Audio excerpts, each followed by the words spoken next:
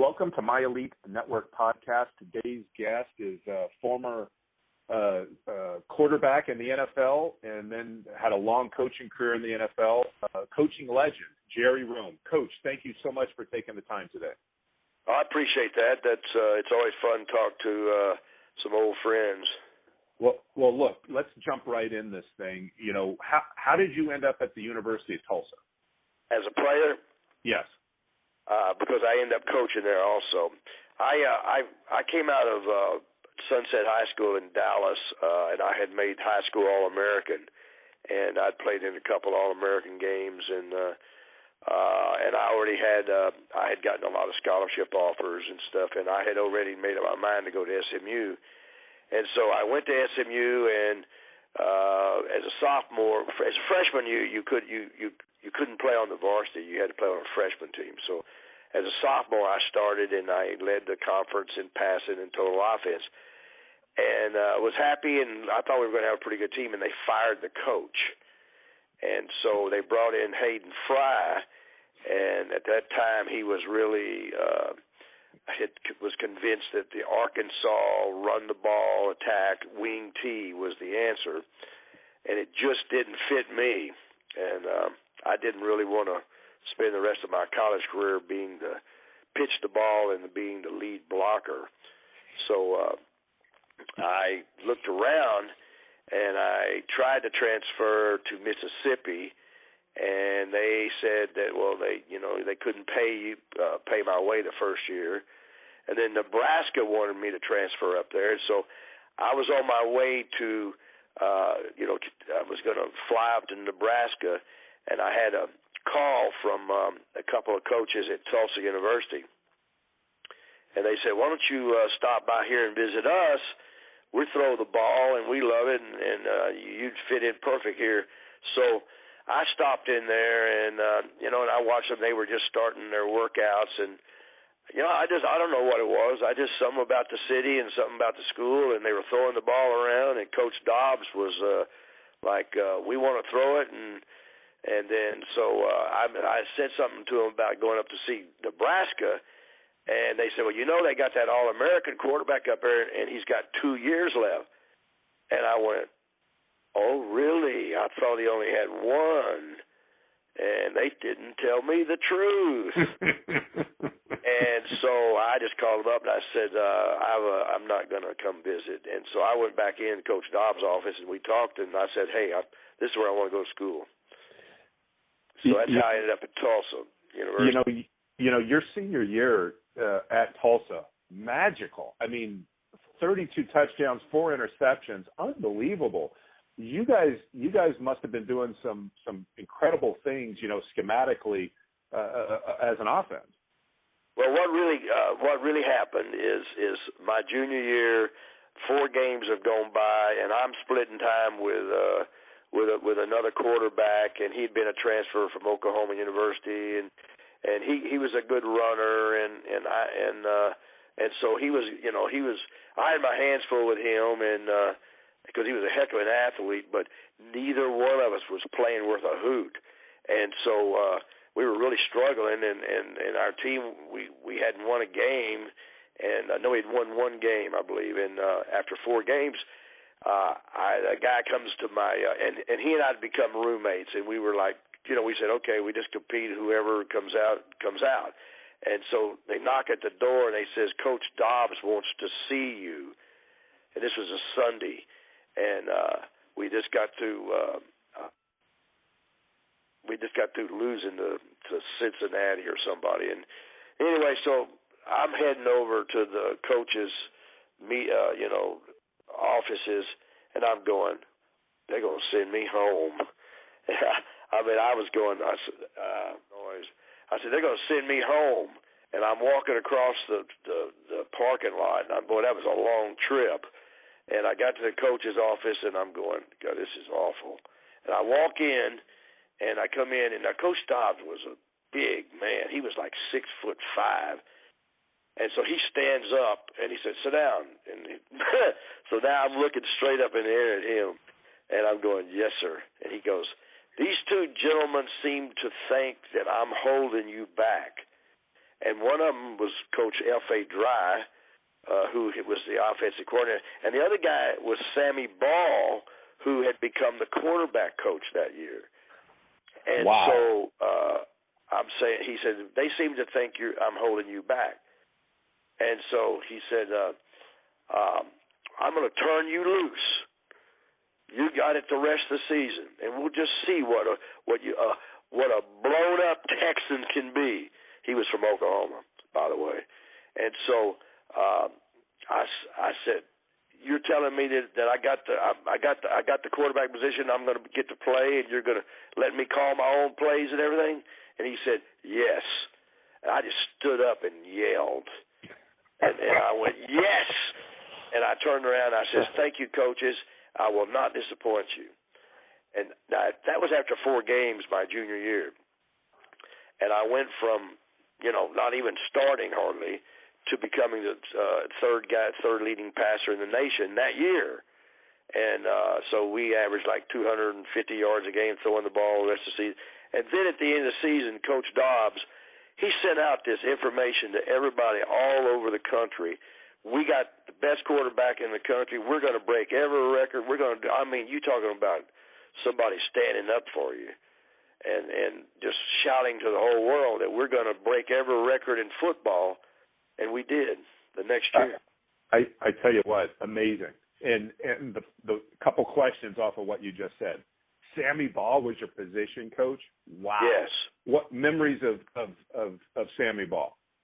Lived in the dormitory in the room next to me and banged on the wall, and I would say to my roommate, I got to go visit.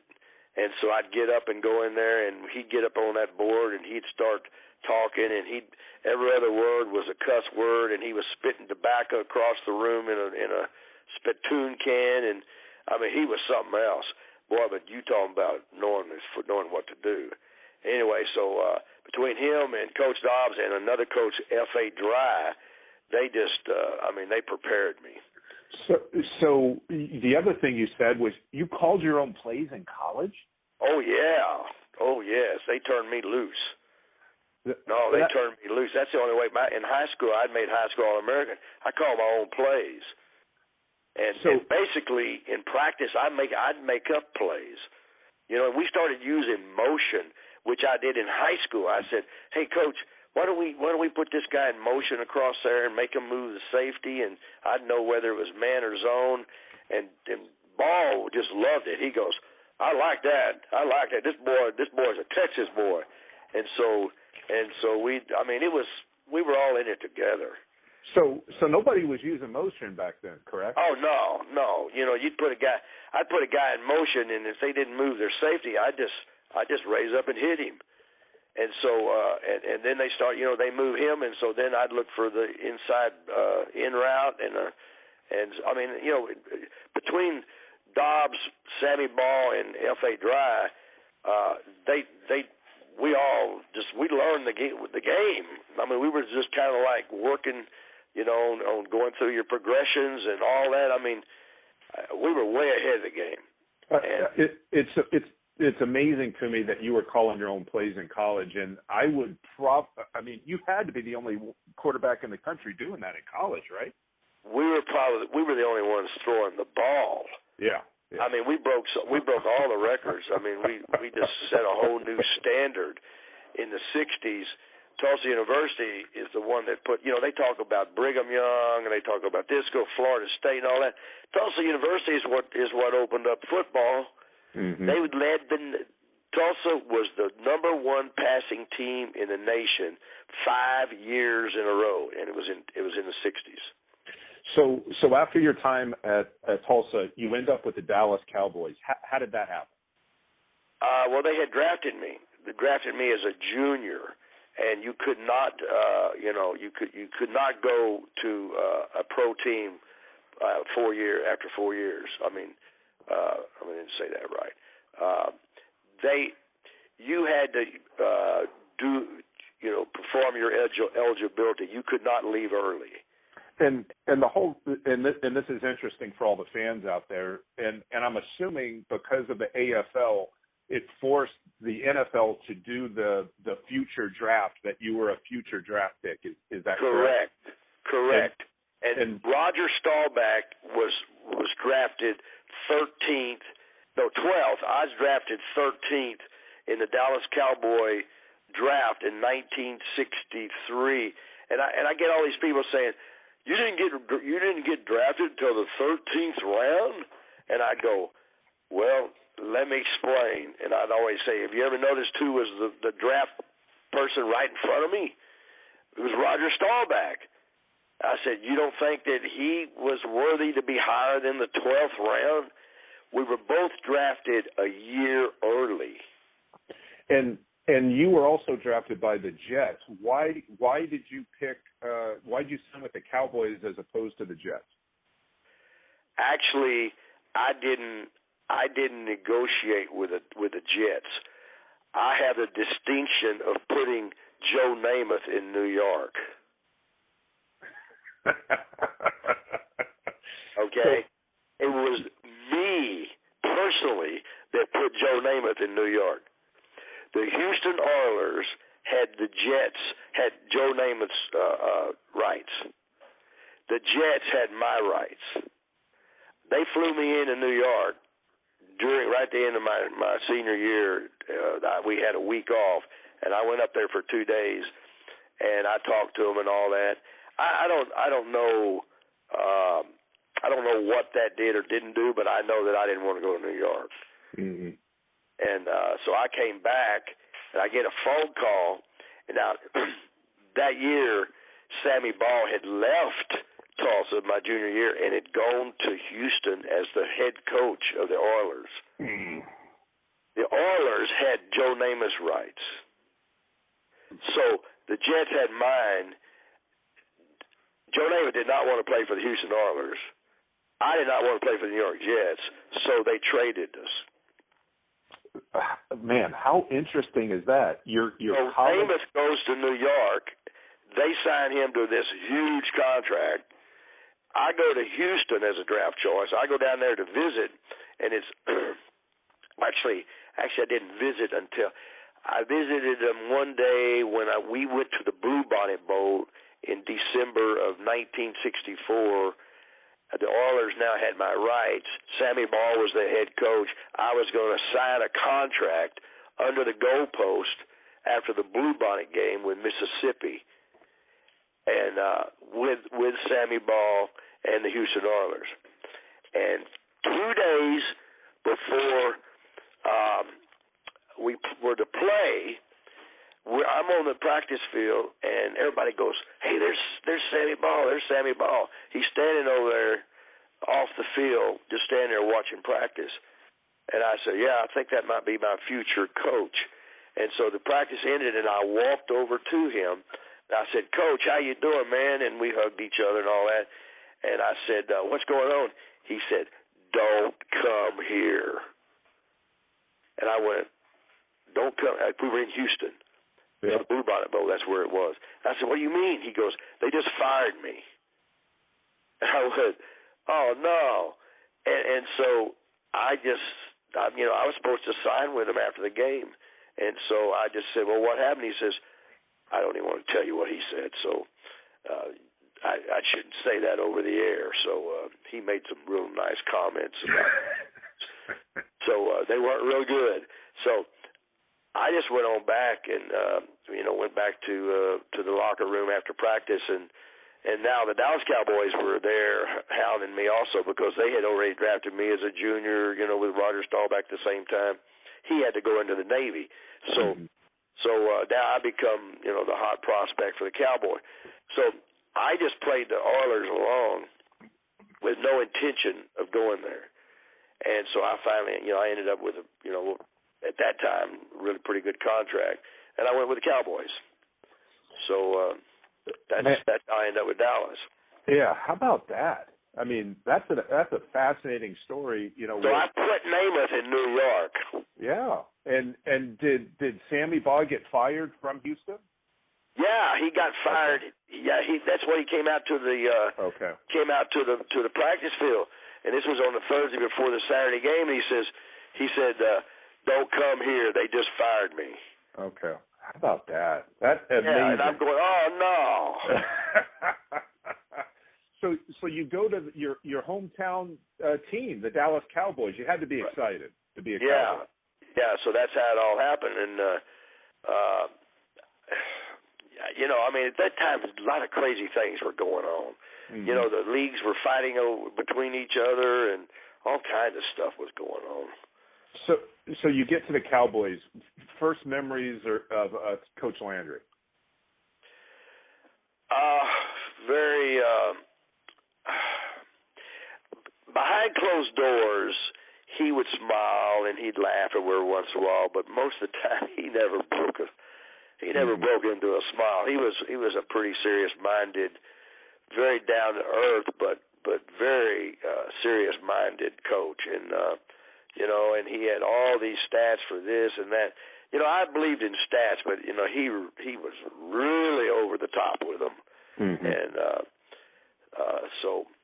but I got to be honest with you, we were further advanced in the passing game than the Cowboys were when I went there in 1965. And when you went to the Cowboys, Don Meredith was there, Craig Morton was there. So Morton came in at the same time I did. Okay. So there was a lot of talent there. So that's really surprising that they were that far behind what you guys were already doing at Tulsa. The whole NFL was. The NFL was running the ball and drop back passes and no bootlegs and no sprint outs, no scramble plays. When I went to Seattle as a coach, when I came in there, at the same time your dad came in, we had Zorn running all over the field. And I was a type of player like Zorn was. I ran. I was a runner. I'd throw and a run. I loved scrambling. All that kind of stuff. And I did all that stuff at Tulsa. And I went to Dallas, and you talk about boring. I mean, they were under the center, no shotgun, under the center, no motion, two backs. I mean, it was like, it was boring. And Tom Landry was not open-minded. That's where I was going with my next question. How did they receive, this hot-shot quarterback from Tulsa? And I'm sure you were hey, let's do this, and so big pushback. It didn't take me long to realize that I needed to keep my mouth shut. It didn't take me long at all. Landry was not into that. So there I'm competing against Meredith and Martin, who that was right up their alley, what they were doing. They were drop-back passers, and they both were bigger and taller than me, and I wanted to scramble, and he says stay in the pocket, and I'm going, but I couldn't compete with those boys. That was not my game. They were Martin was 6'5", Meredith was 6'4", I had 6 feet at the most when I stood on one leg or something, and it was tough. And your career as a Dallas Cowboy, you played with some of the all-time greats of the NFL. Any special memories of Bob Lilly, Leroy Jordan, and that whole cast and crew? Bob Lilly was one of the greatest guys I had ever met. And the other ones, all the white boys, were racist. Yep. And they'd all come from the Southeastern Conference, and I'm telling you what, we're talking about 1965, 1966, and all that. They were the blacks were told to go live in Oak Cliff, which was across, the Trinity River, across the bridge and all that. And the white guys all lived over by SMU where the Cowboys are. It was a very racist situation. I was just dadgum shocked. Yeah. And so I hung out with Willie Towns was my teammate at Tulsa, and he came in there, and of course he was ended up being one of the Cowboys' greatest players. But he was a defensive lineman, and you know, you got Pettis Dorman and Frank Clark, and these guys with J.D. Smith. These guys are all really good players.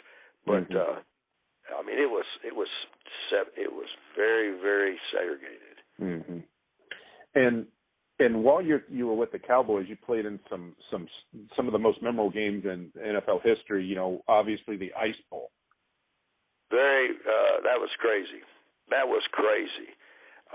We practiced the day before, and it was like 32 degrees, and we said, "Boy, it's cold, you know, 32 degrees." And so somebody said something about, well, it might get a little colder tomorrow. And we go, well, how much colder? And they go, oh, I don't know. Don't worry about it.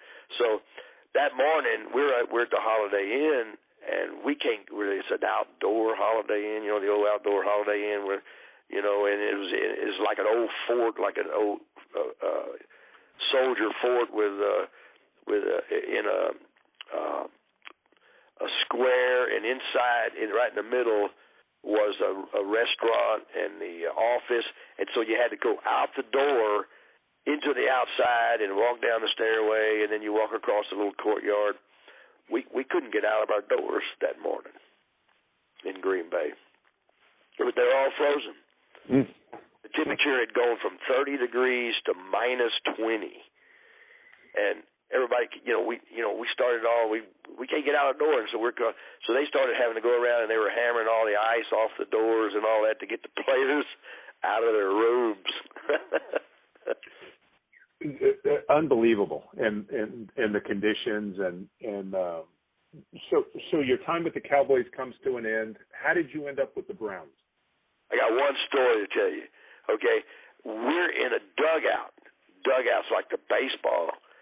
And at Green Bay, at their field, and they got big fire blowers blowing at each end. That was our heaters, and the fans kept pulling the plugs from the for the blowers, and so it was cold, and so we had to take turns as players to crawl up onto the dugout, and then they'd pelt us with snowballs and stuff, and so they finally called the police down there to guard the plugs. And Willie Towns has his foot down there, and because his feet are cold and all that, and his shoe catches on fire. And so he ends up playing the last quarter with tape taped around the end of his shoe because it's all open, and because it burned, and he ended up getting frostbite. I mean, it was. Of course, that was the right there where Jethro Pugh. Pugh was down there with him, and both of them got their shoes on fire. Unbelievable. I recently NFL Network did a timeline piece on the Ice Bowl. On the Ice Bowl. But yeah. See, that was Don Meredith's first wife's son, and so he didn't contact very many people. He did it all through his memory with his father and all that. But I wish he would have called me because I could have told him a lot of the good stories about that whole thing. I tell you what, the unplugging, being in the dugout, unplugging the heaters and the plugs above the dugout, that is the greatest story. Oh, yeah. Then we'd take turns and you'd crawl up there and they'd pelt you. I mean, they were like throwing everything at you. And, and then finally the police had to come down there and stop the whole thing because, it wasn't right. I mean, it was dangerous. It was like, I'm not going back up there. You guys just freeze it. That is the greatest story I've ever heard, and I cannot believe that has not been made public, that people know that. I mean, that is the greatest story. Yeah, well, it was a true story, and that was and we were going to, at the very beginning of the game, now we're all coming down a tunnel, and in those days, the locker rooms were right across from me. I mean, we come out one side, and the Packers come out the other side, so we walk basically down the tunnel to stand there before you go out on the field. And we're lined up, and I'm standing there, and I'm looking out there, and I see all this like fog coming up off the ground, and and all that. And somebody taps me on the shoulder, and I turn around, and it's Lombardi. And he goes, "Hey, Jerry." And I went, "Yeah." I didn't even know he knew my name. And I went, yeah, Coach. He goes, "Doesn't get this cold in Dallas, does it?" I went, No, sir, it doesn't. And he goes, "Well, this is right up our alley." And I went, "We're in trouble." That's awesome. I mean, some of these stories, I love them. Love this stuff. So we travel out there, of course, and then there goes the game, So it was cold. Wow. So you end up the next season with the Browns. How did you end up with the Browns? 4 years with the Cowboys, and then I go to Cleveland, and totally different atmosphere. Oh man, these dudes they were a close-knit team. I mean, there was no such thing as black and white. Everybody was the Cleveland Browns, and we just loved it. And I did. I just loved it, and we had a very, very good team. And we went down and beat the Cowboys for the championship to go on to advance to the semifinals. And I did some serious coaching that week. I bet you did. Yeah, the coaches on a Monday brought me in, and they wanted me to talk about the Cowboys' defense. And so I showed them this, and this, and this, what I thought we could do. And I said, and so it got later in the day, and they said, "Well, you could head on out." And I said, "Would you like me to help you with the other side of the ball?" And so about the Cowboys' offense. No, excuse me, I got that in reverse. They want to know all about the Cowboys' offense. And so I gave them all, rundown what I thought about like that. I said, would you like me to come back later today or tomorrow morning, because there was 2 days of game plan and all that, and give you some tips on how to beat their defense? And so by changing up some flare control, and they went, changing flare control. And I said, yeah, instead of our back running this kind of route, we do this, and instead of our tight end do this, we do this. That'll totally mess up their keys. I said they're very key orientated. So these coaches are sitting there listening to me, and I'm going, I'm going, yeah, all we got to do is instead of running the tight end up, I said, now we run that tight end up the seam, Milt Moran, he was an all-pro. If we run him up the seam, they're going to play a certain kind of coverage. They're going to switch coverage, and they're going to play da-da-da. They're going to key the tight end on his release.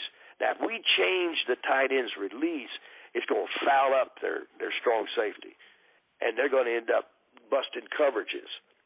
Because we're going to stay with our route on the outside, but change the tight end. And they went, well, would you mind getting up there drawing this stuff up? So I got up on the board and I started drawing all this stuff up on the board and all that. Anyway, so I know that their coach, what's his name? I loved him.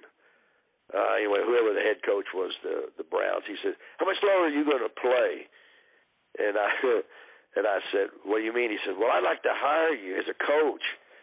And I said, well, okay. But he was by the time I got out of playing, he'd already retired. And what was his? Was that the first time you thought about a coaching career? Not really. My old man, I grew up.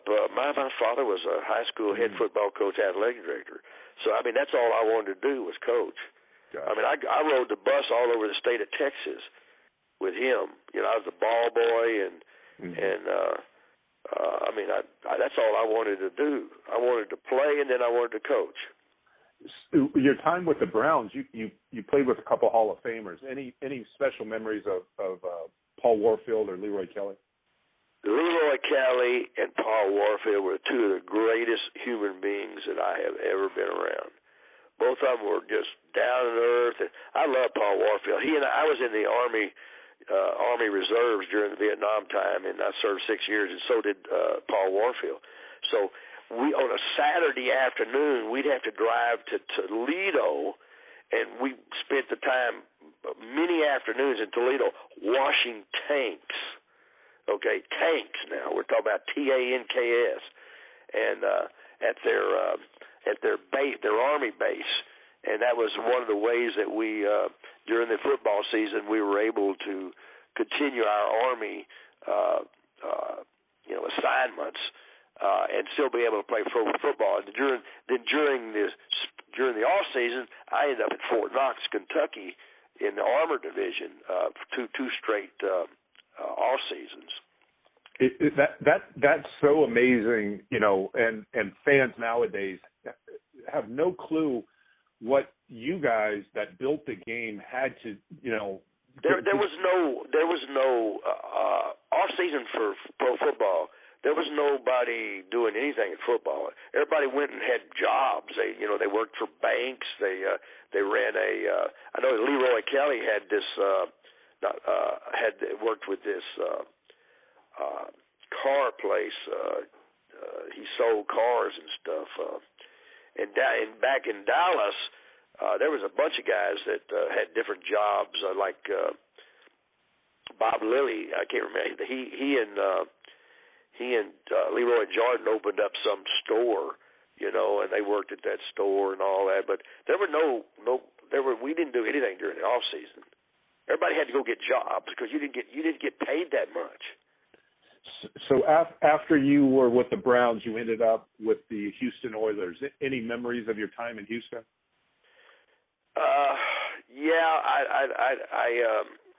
The coach, F.A. Dry, was the offensive coordinator there, and he's the one that ended up getting me to Tulsa as to be his offensive coordinator. So he was down there, and he got the Browns they gave a third pick to the Browns for me, and I went down to Houston, and they turned around and used that pick to get another pick and trade a player, and they ended up with the rookie from Purdue that everybody thought was the greatest thing since sliced bread. I can't remember his name. But anyway, then I ended up being traded to the Rams and played out there 2 years, and then that's when I tore my rotator, and that's when F.A. Dry called me and said, why don't you, get out of that and come be my coach here? And that's how I ended up coaching. With the Rams, I mean, man, unbelievable some of the teammates you had, from Deacon Jones, Merlin Olsen, a young Jack Youngblood. Any memories from your time out in L.A.? Yeah, I was lockering between Lance Rensel and Gabriel. Now, Gabriel had this huge thing going around that he was gay, okay, because he had lived with Jim Neighbors for a while. And so Roman Gabriel, everybody thought Roman Gabriel, all these people in L.A., they were all calling Roman Gabriel gay, all right? Now, he was on one side of me in the locker, and on the other side was Lance Rensel, who had gotten in trouble in Minnesota and Dallas and had written a book about when all the sorrow dies. And I'm not even going to go into what was the deal with him, okay? But he between him and Gabriel, they'd get 24 letters every day from fans, and they were all hateful, and they would sit and read them, and everybody would sit there and laugh, because Rensel wasn't the way they were describing him, and Roman Gabriel wasn't the way they were describing him. So it was like, fans just jumped on it, and they just were very critical. But these two guys, they just sit there and read the letters, and everybody'd laugh and have a good time. So you mentioned after, with the Rams that you went back to Tulsa. You started your coaching career. Can you talk a little bit about going back to your alma mater that you had so much success at? Well, it was fun. Coach Dry was very open-minded, and he pretty much, let me run the offense, and we started throwing the ball, and at that time the option was really in, and so University of Houston was running this veer offense, and also everybody wanted to run the veer offense and all like that. And I said, well, why don't we combine the veer, running the ball with some play action and some drop back? And anyway, we ended up being like the number 2 offensive team in the country. So for like 3 years, we were a real good offensive football team. And so Seahawks, became a new franchise in '76. And so I was there at Tulsa, 73, 74, 75. And so then the guy that ended up being the player personnel at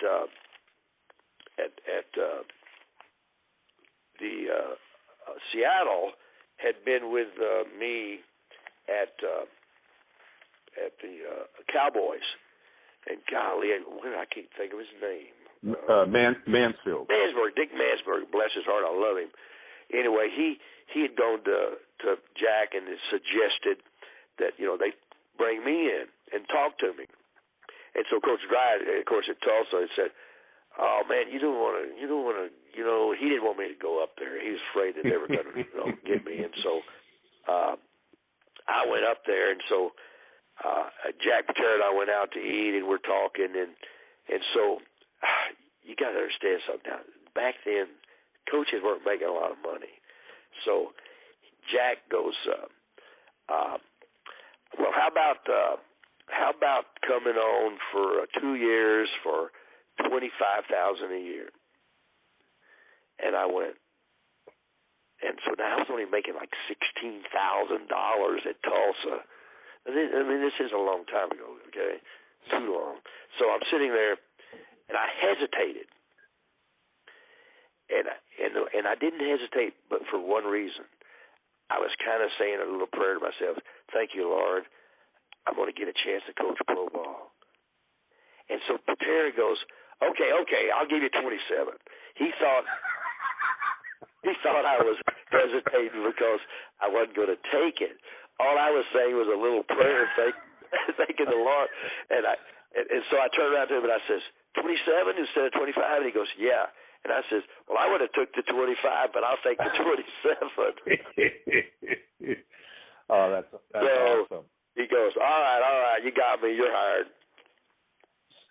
So your first pro job, Seahawks expansion team. Memories of from that first year, and when you got your hands on Jim Zorn, man, what a perfect match, huh? Well, we used the off season to our advantage, and which helped us a lot. We brought a lot of players in and all that. But I'll tell you a quick story about you and your father. This was like the second year, and his office was right across the hall from mine, and it was a Sunday. It was a Saturday afternoon, and nobody was around, and it was a real pretty sunny day in Seattle, and of course the Lake Washington's right there, and the University of Washington's right across the lake, and so I'm there in my office, and my office looked right over the field, and I hear this noise, and I look out, and there are 6 girls playing touch football in bikinis on the field, and I go, oh my goodness. So I ran across the hall, and I went, you got to see this. Come here. And so we went over to the window, and we looked out, and we started laughing. And so we snuck down there, and we closed the gate, but we didn't lock it, but we closed it. Anyway, they're having a football 3-on-3 game and all that. And the girl in the orange bikini really was a good quarterback. She could throw the ball now. And so I said, we got to recruit her.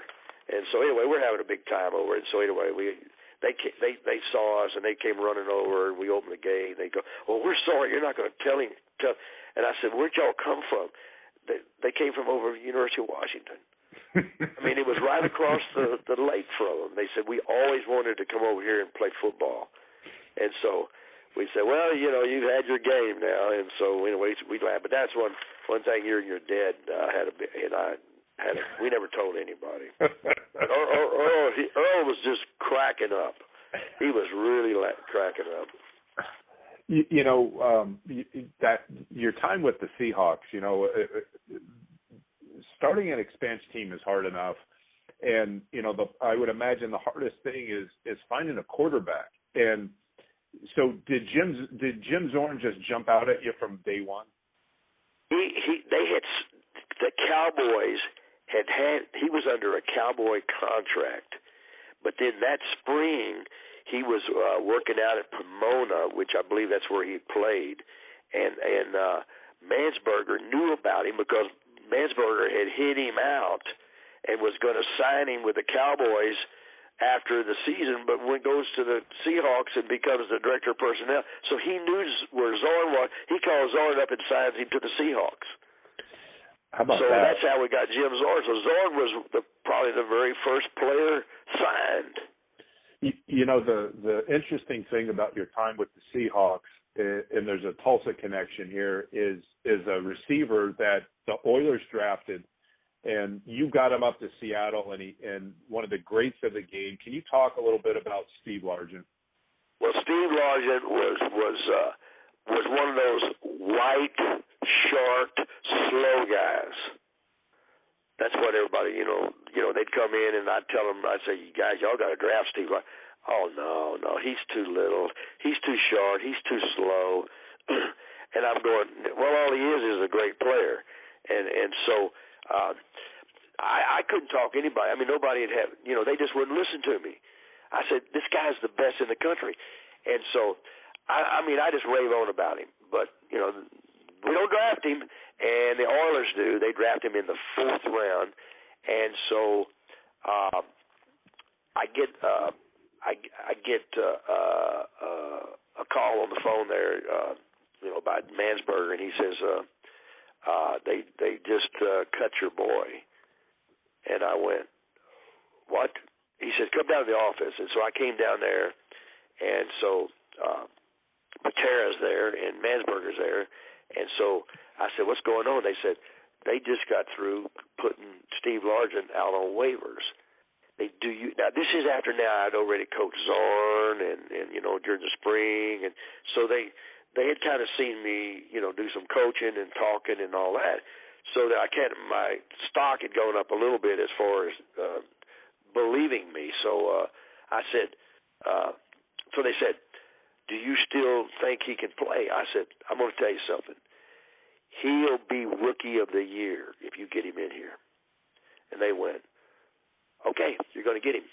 And so they offered Houston an 8th round pick and to take him off waivers because we might not have got him. And so we signed him. And he comes in about 6 days later, and he comes straight from the airport, jumps out of the taxi cab, and so he goes into the locker room, and I said, get your stuff on, and we're going to run in the same I put the same offense in that we had at Tulsa, and so the passing game is identical. You won't have any problems, so let's go, get on out there. So he comes out there on the field. He is terrible. He is tripping, he's stumbling, he's dropping passes. He had one ball, he came around, and he right square in the face. And everybody's like, "That's your guy, huh?" So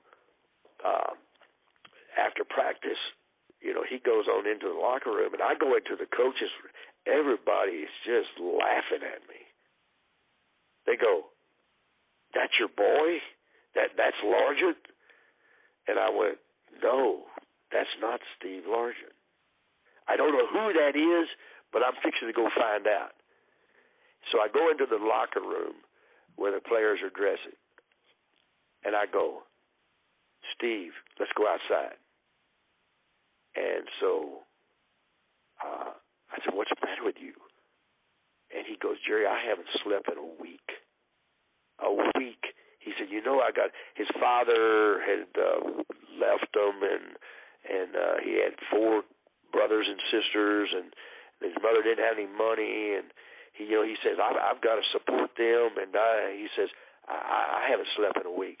I said, go back to the hotel, go to bed, get some sleep, and I want to see Steve Largent tomorrow morning and get some rest. I want to see Steve Largent. So the next day, he goes out on the field, and he is not the same person. He's catching the ball and jumping up in the air, catching it one-handed, all this.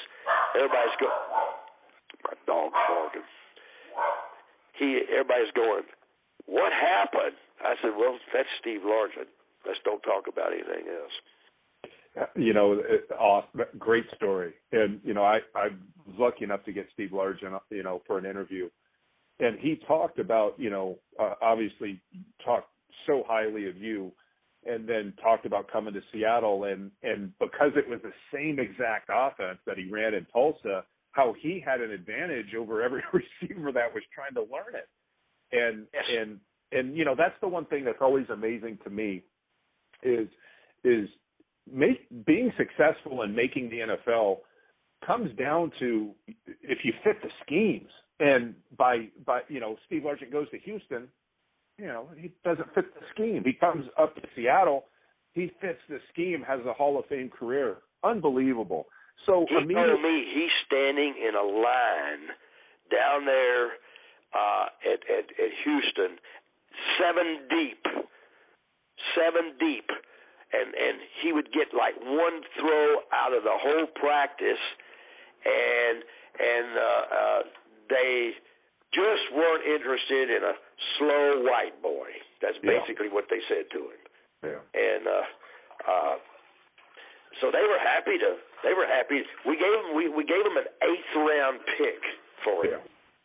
And I believe it was 8th round. And of course, that was one of the biggest mistakes the Oilers, they never lived that down. I mean, they had that thrown at them the rest of the time they were in Houston. Well, you traded away the greatest receiver in the history of the NFL, or you gave away the greatest receiver in the NFL. Of course, Largent was the very first one to hit 100 with touchdown passes. Mm-hmm. And but I told everybody, I didn't have any problem at all putting my neck out. I said he's going to probably make Rookie of the Year. This is before he got there. And so then he gets there, and he goes out there and falls all over himself. He looks like something from some movie from the 1920s, and can't talk or, is jumping all around crazy and falling down and looked like one of those Laurel and Hardy movies. And they go, that's your boy, huh? And, boy, did I take a licking on that. And so I said, no, that's not my boy. And so then that's when I had to talk with Largent and found out what's going on and said, just come on back and beat Steve. Get some rest. Be Steve. The chemistry that Steve Largent had with Jim Zorn, man, that was special. Well, they both were refugees, They both were cast off. Zorn was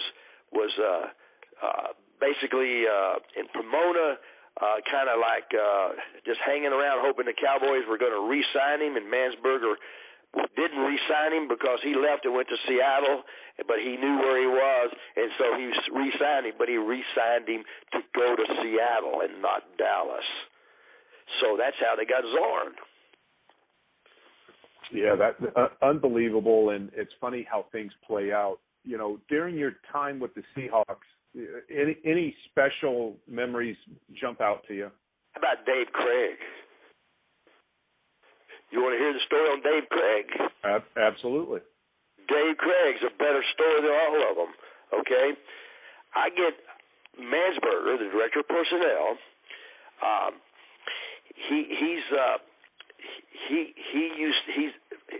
his friend, I'm trying to think of this college. It's somewhere in Minnesota. Can't think of the college that it's a Division AA or AAA. I mean, it's the lowest of divisions in college football. And he asked me, he says, would you mind looking at this film of this guy? For the coach there thinks his quarterback is pretty good, and would you mind taking just a look at it and see what you think?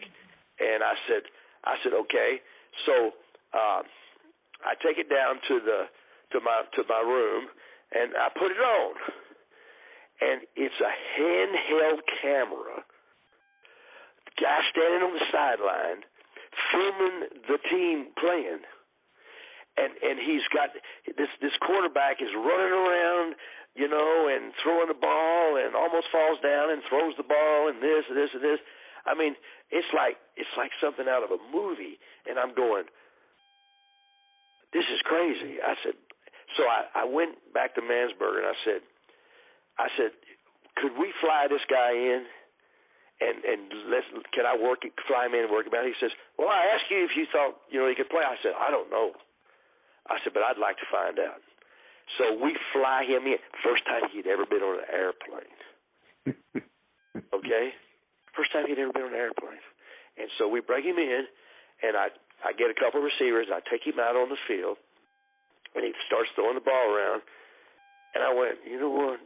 This guy has got something. We sign him. And so, you know, he comes in that spring and starts working out, and he was like, did you ever see him play? Oh yeah. Well, you know, he threw the ball falling down, and I think at that time you could be on one knee if they didn't have you tackled, and he threw the ball off his knees one time, about 30 yards down the field, completed the pass, and I mean, Dave Craig he played 19 years. And his story is as crazy and wild as Largent and Zorn's. I mean, that was another. I mean, here's the two greatest quarterbacks in the history of the Seahawks, but two of the better quarterbacks that ever played in the NFL, and neither one of them should have even been on the field. So yeah, that's amazing. And so your time with Seattle comes to an end. You go to the Redskins. How special was your time with the Redskins? That was really interesting because I was always looking for the dark horse because I was a dark horse, and I was supposed, they tell me, no, you're not big enough, you're not this, you're not that. I was always looking for that kind of guy. Well, with the Redskins, it was Mark Rippon from Washington State, who nobody cared about and nobody wanted, and Bobby Beathard sent me out there to, he says, why don't you go out there? There's a couple guys out there at Washington State, and while you're there, check out Mark Rippon and just see what somebody said something about Mark Rippon. And I go there and I work out these other two receivers, and I got Mark Rippon there, and we're in this big field house. Now, one of those big field houses, and you got a basketball court, but it's got a lot of other stuff too. And so, got this kid from Eastern Washington. I was supposed to work him out too, and I'd brought Rippon had driven down from Washington State, so we went inside because it was snowing and it was crazy weather, and so we got a couple receivers, and so they're throwing the ball around, and Rippon is 6'4", 6'4.5", and this guy's he could be a lineman, and so I said, okay, they threw the ball around, and I really liked him, and so we're standing. Now this is not a regular basketball court. This is one of those big field houses where there's a goal on one end and about I'd say 65, 70 yards down the court, or it was a cement floor. Down the floor was another basketball goal. So you got a little game going down there, and you got a game down here. And so everybody left, and so now it was just us throwing the ball around. So I said, okay, you guys stand here on the free throw line, and I want you to throw at the basket at the other end. This is like 65, 70 yards. And so the guy from the small school there, he goes, I don't think I can get it there. And so I said, well, just take a shot. And anyway, he ended up, his ball landed about the top of the court, top of the, I don't know, the top, right past the free throw line. And so I said, well, can you get it there, Ripon? And he goes, I think so. He fired it. Bam! I mean, he hit that backboard on like a rocket. And I looked around. I went, do that again. He did it again, and I went, I'm going to get you signed with the Redskins. Anyway, I went back there and told them, and anyway, we signed him. He was MVP of the Super Bowl in 1991. Oh yeah. So that was another guy. Just like, I mean, nobody thought it. It's just somebody has to give you a chance. So in your 25 years coaching in the NFL, you work with some incredible quarterbacks. Did you have a favorite? I loved them all. Aikman had the toughest, roughest year of any of them because it was his rookie year, and we won one game, and he got the crap beat out of him, and he was as tough as any. I loved him. Nobody was tougher than Troy Aikman. He got up off the ground. He just kept getting up off the canvas. And, hey, we won one, and he went 1-15. And Aikman was the man. And was there a quarterback that you had through all your stops that if they had better surrounding talent or better offensive line would have been a household name that it wasn't in the cards. It didn't play out that way? Oh, I got to think about that one.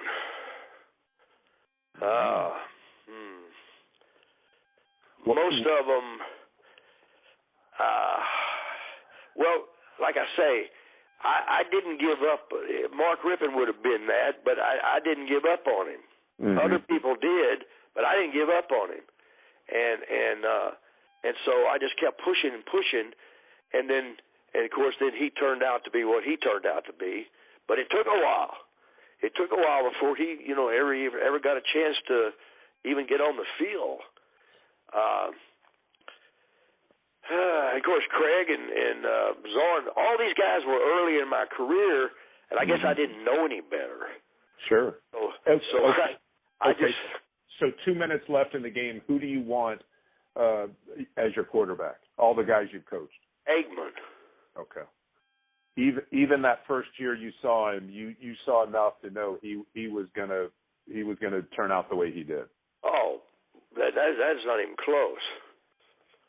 I mean, Aikman. Yeah. And what made him so special? Well, he just was a great football player. He had a great arm. He was smart. He was a competitor. I don't know if there's anything that I could say that he wasn't a very good basketball player. So often, you see quarterbacks take that beating like Aikman, and they just can never recover. They seem shell-shocked the rest of their careers. He was tough. Yeah, it just shows the mental toughness. I mean, he got up off the canvas over and over again. I guess that's one reason why I respect and like him so much is I just saw him get up off the canvas so many times. I mean, he just was tough. Coach, unbelievable stories, and I could go on for hours on end hearing some of these things. Really appreciate you sharing that with the fans out there. What are you doing these days?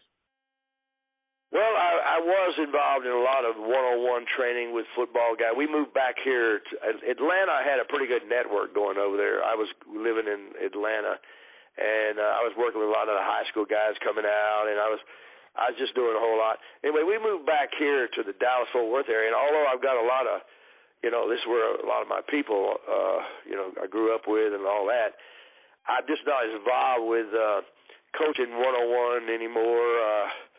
I don't know. I just got where I just want to go ahead and enjoy peacetime, and I'll be running off. And Carmen, my wife, and I, we take little trips here and there, and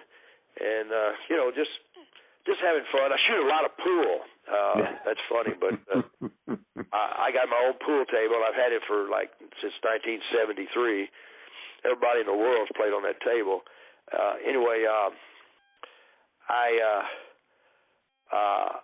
So like I say, I play a lot of pool, have fun that way. I play a little golf.